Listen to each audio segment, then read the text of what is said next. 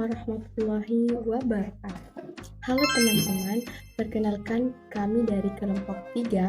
Pada video kali ini kami akan menyampaikan materi tentang terjemahan Al-Quran yang meliputi pengertian terjemahan Al-Quran, macam-macam terjemahan Al-Quran, syarat dan kompetensi penerjemah Al-Quran, serta terjemahan Al-Quran dalam bahasa Indonesia. Pertama, kita mulai dari pengertian terjemahan Al-Quran. Al-Quran adalah kitab suci umat Islam yang diturunkan Allah Subhanahu wa Ta'ala dalam bahasa Arab. Karena tidak semua umat Islam memahami bahasa Arab, maka diperlukan adanya terjemahan Al-Quran. Terjemahan Al-Quran merupakan usaha untuk memindahkan makna ayat-ayat Al-Quran dari bahasa Arab ke bahasa lain agar dapat dipahami oleh masyarakat luas. Namun, perlu ditegaskan bahwa terjemahan Al-Quran bukanlah Al-Quran itu sendiri. Al-Quran tetaplah kalam Allah yang berbahasa Arab, sedangkan terjemahan adalah hasil pemahaman manusia.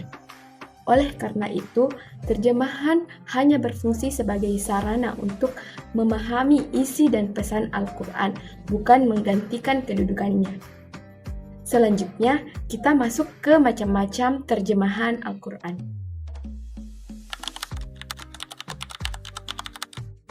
Macam terjemahan Al-Quran yang pertama adalah terjemahan harfiah. Terjemahan harfiah merupakan terjemahan kata demi kata atau lafaz demi lafaz dari bahasa Arab ke bahasa lain. Terjemahan ini sangat terikat dengan susunan bahasa aslinya. Kelemahannya, jika diterjemahkan secara kaku, seringkali makna ayat menjadi sulit dipahami karena perbedaan struktur bahasa Arab dan bahasa Indonesia. Macam yang kedua adalah terjemahan tafsiriyah atau terjemahan maknawiyah. Terjemahan ini lebih menekankan pada penyampaian makna dan maksud ayat, bukan sekadar susunan katanya.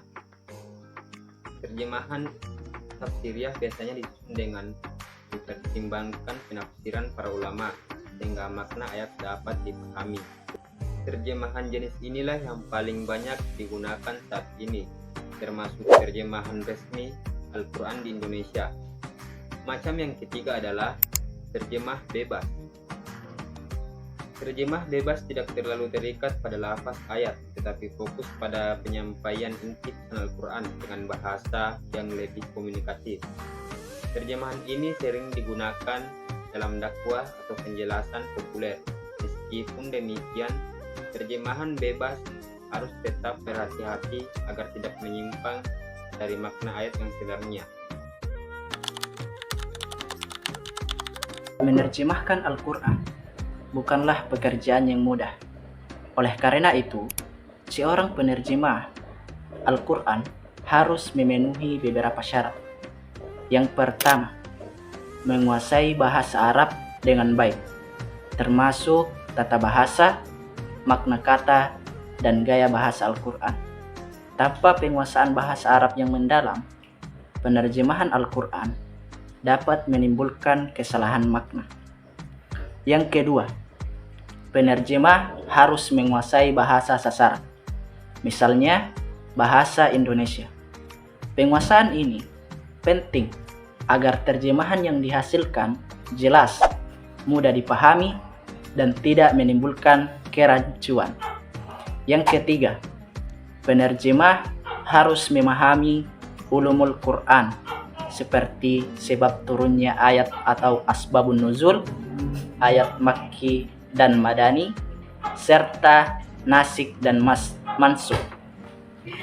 Pemahaman ini membantu penerjemah memahami konteks ayat secara tepat. Yang keempat, penerjemah Al-Quran juga harus memiliki pemahaman tafsir dan merujuk pada kitab-kitab tafsir yang terpercaya. Hal ini bertujuan agar terjemahan yang dihasilkan sesuai dengan pemahaman para ulama. Dan yang terakhir, penerjemah harus memiliki sikap amanah dan bertanggung jawab, karena terjemahan Al-Quran berkaitan langsung dengan ajaran agama. Penerjemah tidak boleh memasukkan kepentingan pribadi atau penafsiran yang menyimpang. Di Indonesia, terjemahan Al-Quran memiliki peran yang sangat penting. Sebagian besar umat Islam di Indonesia tidak menggunakan bahasa Arab dalam kehidupan sehari-hari, sehingga terjemahan Al-Quran menjadi sarana utama untuk memahami isi kandungan Al-Quran. Salah satu terjemahan yang paling banyak digunakan adalah terjemahan Al-Quran yang diterbitkan oleh Kementerian Agama Republik Indonesia. Terjemahan ini disusun oleh para ahli bidang tafsir dan bahasa, serta telah melalui proses kajian dan penyempurnaan.